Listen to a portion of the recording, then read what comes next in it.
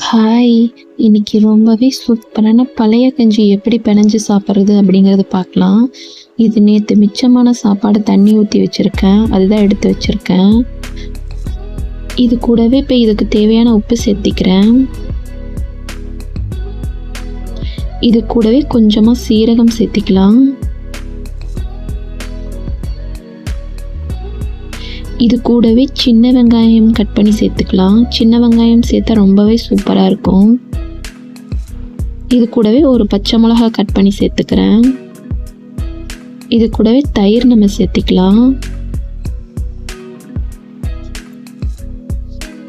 இப்போ எல்லாத்தையும் சேர்த்து நல்லா பெனஞ்சு எடுத்துக்கலாம்.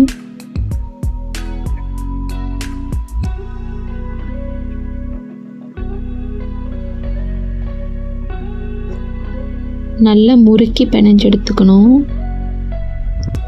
பச்சை மிளகாலாம் இருக்குல்ல, அதையும் சேர்த்து நல்லா பெனஞ்சு எடுத்துக்கலாம். அப்போ தான் அந்த காரம் எல்லாம் உள்ளே இறங்கும்.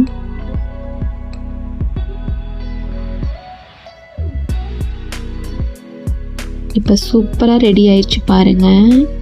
இந்த மாதிரி செஞ்சு பாருங்கள், ரொம்பவே சூப்பராக இருக்கும். இந்த வீடியோ பிடிச்சா லைக் பண்ணிக்கோங்க. டாட்டா.